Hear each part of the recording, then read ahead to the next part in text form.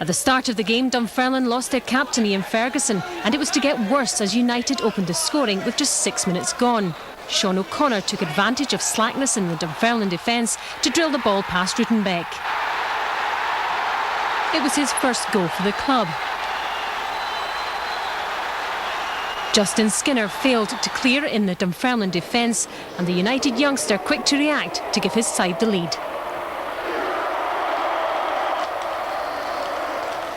And they extended that advantage just before half-time. A well-worked move as Craig Easton rose to head home Neil Heaney's cross. 2-0 for United, Easton and the fans delighted, but the midfielder was later booked for his celebrations.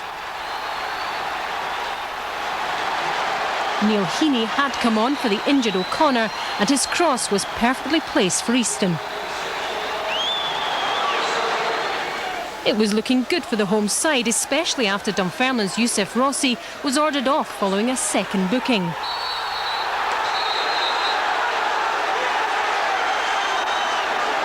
The Moroccan outraged at the decision, and the police had to bring charges against the defender following his angry gestures towards the crowd. Dunfermline then down to 10 men for the second half. Despite the conditions, they battled back, and the cause was helped when Craig Easton was also red-carded.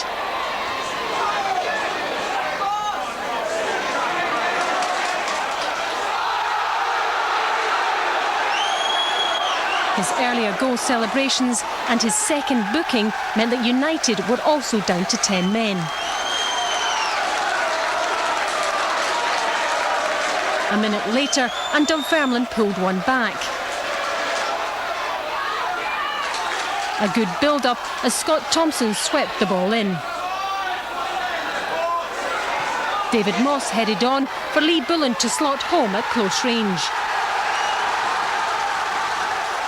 Bullen had replaced the injured Ferguson and brought his side right back into the game.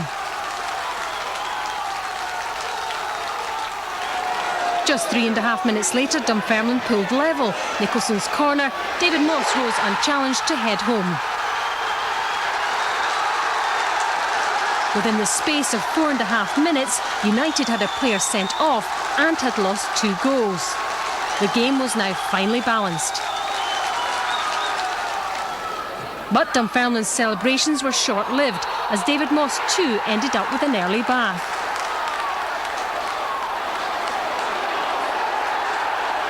Moss was judged to have handled the ball in the box with just 4 minutes remaining. All the pressure was on Charlie Miller. His nerve held to give United their first home win in almost a year, and ending a run of 21 games without victory. At last, some good news for the home support.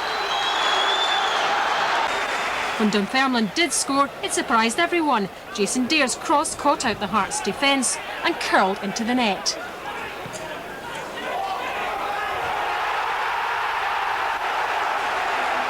A bizarre goal from Dare, but they all count.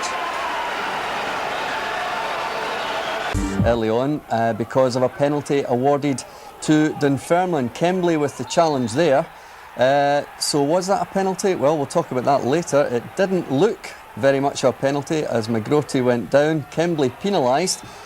The penalty kick was taken by Stevie Crawford, and thankfully for Motherwell, he put it wide, so the score remained 0-0 after Crawford, as you can see here, puts the ball past Andy Goram's left-hand post. Well, next time Spencer goes down in the box, the referee waves that one away. He says that's not a penalty, so Motherwell didn't get a penalty there. They did score though, and there it is, comes back off the post for Lee McCulloch, who puts Motherwell 1 goal ahead of Dunfermline this evening at Fir Park from all of 6 inches, but they all count.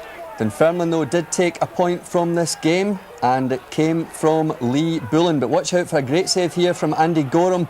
Touches it onto his own crossbar, but Bullen is there, able to pick up the scraps and grab a lifeline and a point for Dunfermline.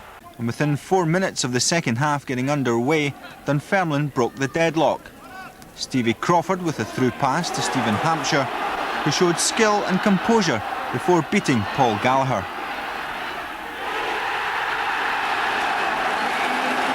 was the former Chelsea man's first goal of the season, and it comes only a day after being rewarded with an extension to his Dunfermline contract. Because from the resultant corner, they pulled level with a Derek Lilly header. Danny Griffin's corner caught the Pars napping, and Lilly took full advantage.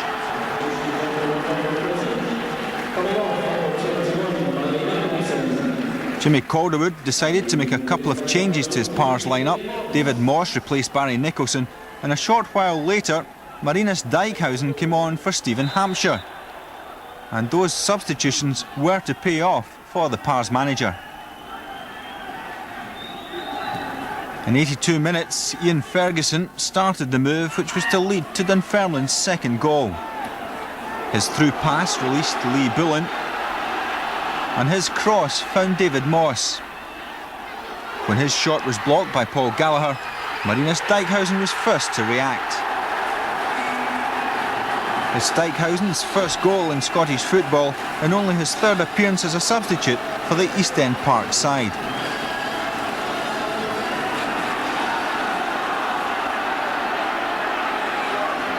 With 5 minutes remaining, the Pars added a third, and again Lee Bullen was involved. His low cross turned in by David Moss for his 7th goal of the season.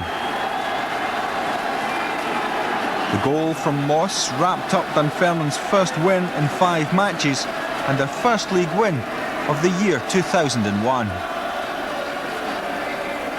Last night, as they moved up to 5th spot in the SPL, Barry Nicholson again the scorer after his cup heroics at the weekend. The win delighted the travelling support, but the referee won't forget this game in a hurry. He was injured and had to leave the pitch. It was the Pars who made the first real impact. Stevie Crawford controlling well before firing a blistering strike past Ludovic Roy. But just 3 minutes before the break, Kilmarnock broke the deadlock. Alan Mahood swept in for Ali McCoist, who controlled with his chest before firing home. 1-0. At 38, he's probably not got too many of these left to score, but he certainly appeared to enjoy the moment. Into the second half then, and Killie almost doubled their lead, but Rutenbeek did superbly well to block at close range from Andy McLaren after a good old stramash in the Pars box. McLaren putting in a pile of work, but with no rewards. Dunfermline have played some very positive football in recent months, and they perked up in the second half to give the Killie defence a real testing. Stephen Hampshire on the hour mark with his header just wide of target. Gus McPherson isn't renowned for his goal scoring, but the Killie defender, playing in his 350th game for the club, almost came up trumps with a speculative strike after a poor throw out from Rutenbeek.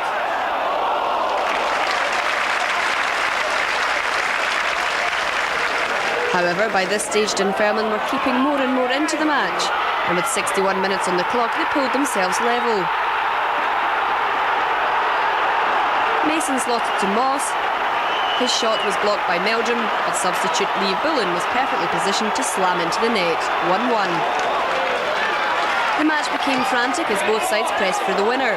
Gary Hay swept into the box in the 67th minute, and Gus McPherson broke the hearts of the travelling support with a stunning left foot strike.